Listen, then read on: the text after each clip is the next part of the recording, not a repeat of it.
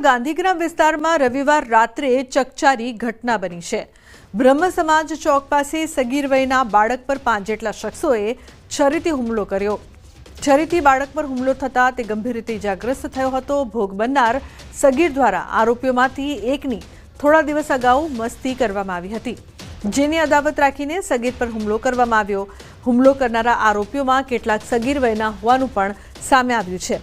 તો આ સમગ્ર મામલે પોલીસે ગુનો નોંધીને વધુ તપાસ હાથ ધરી છે।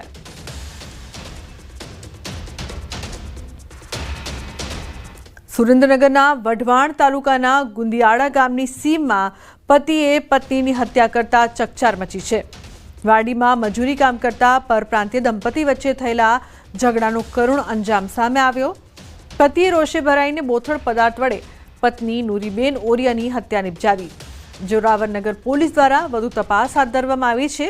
હાલ મૃતદેહને પીએમ અર્થે સરકારી હોસ્પિટલ ખસેડાયો છે।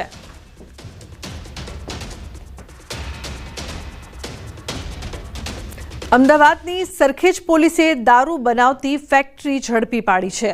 કેમિકલ સહિતનો મુદ્દામાલ જપ્ત કરવામાં આવ્યો છે। ફતેવાડી કેનાલ પાસે દારૂ બનાવવાની ફેક્ટરી ચાલતી હતી, તો સરખેજ પોલીસે ફરિયાદ નોંધીને વધુ કાર્યવાહી હાથ ધરી છે।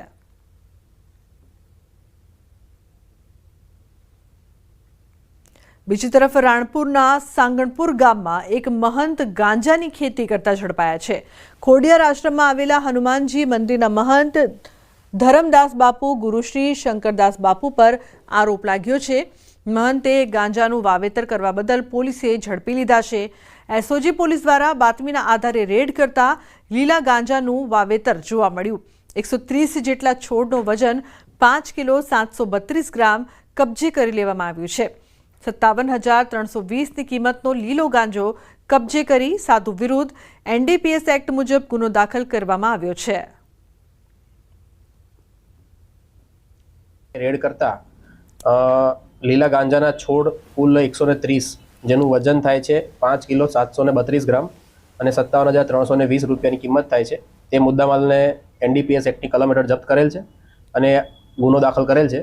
જે ગુનાની આગળની તપાસ સ્પેશિયલ ઓપરેશન ગ્રુપના પીઆઈ છે ત્યારે ચલાવી રહેલ છે। આરોપી છે તેમનું મૂળ નામ અશોકગીરી હીરાગીરી ગોસ્વામી, 57 વર્ષની ઉંમરના છે। અન્ય સમાચાર ગીર સોમનાથથી સર્વરની સમસ્યાથી જગતના તાત રઝળ્યા। ટેકાના ભાવે ખરીદીના રજીસ્ટ્રેશન માટે કતાર લાગી છે। સર્વર ઠપ થતા ખેડૂતો પરેશાન થયા છે, તો મોડી રાતથી ખેડૂતો ઊભા હતા કતારમાં।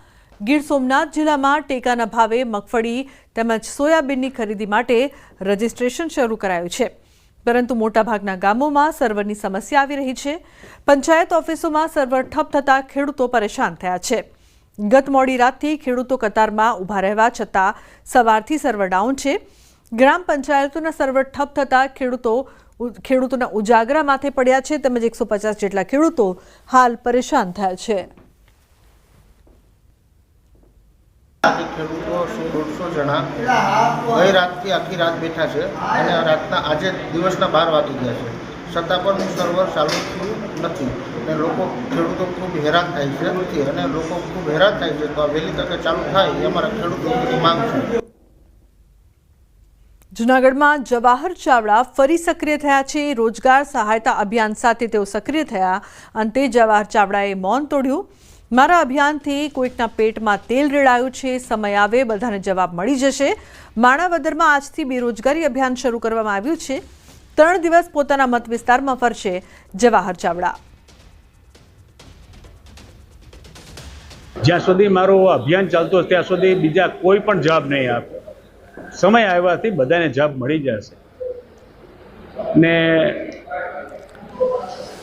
હું માનું છું મારું આ કામ વ્યાજબી છે એવું લાગવા માંડ્યું છે। અત્યાર સુધી પણ શંકા હતી કે મારું હું આ કામ કરવા નીકળો છું તે યોગ્ય છે કે નહીં, જરૂરિયાત છે કે નહીં, પણ મને લાગે છે આ કોકને પેટમાં તેલ રેડાય છે, એટલે મારી લાઈન કે મારો મુદ્દો વ્યાજબી લાગે જેવો મને આજે ફીલ થવા માંડ્યું છે 2 દિવસથી। અન્ય મહત્વપૂર્ણ સમાચારની વાત કરીએ તો ભરૂચ દૂધધારા ડેરીમાં રાજકારણ ગરમાયું છે। સાંસદ મનસુખ વસાવાએ લખ્યો પત્ર। સાંસદે ભાજપ જિલ્લા પ્રમુખ પર નિશાન સાધ્યું। જિલ્લા ભાજપ પ્રમુખ પ્રકાશ મોદી પર આક્ષેપો કર્યા। પક્ષના જૂના કાર્યકરોની અવગણના કરતા હોવાનો આરોપ ખોટા અને ભ્રષ્ટ લોકોને સહકારી ક્ષેત્રમાં આગળ કરી રહ્યા છે। દૂધધારા ડેરીની ચૂંટણીમાં ઉમેદવારી કરી રહેલા પ્રકાશ દેસાઈ પર આક્ષેપ। પ્રકાશ દેસાઈ 1 લીટર દૂધ પણ ડેરીમાં આપતા નથી, ખોટી રીતે રાજકીય વગનો ઉપયોગ કરીને ઉમેદવારી કરે છે। આવા ભ્રષ્ટ અને દાદાગીરી કરનારા લોકો સહકારી સંસ્થામાં આવશે તો સંસ્થાની શું હાલત થશે?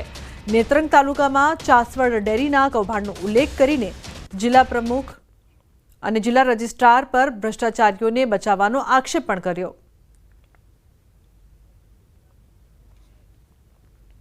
અન્ય સમાચાર, અમદાવાદથી ઓઢવની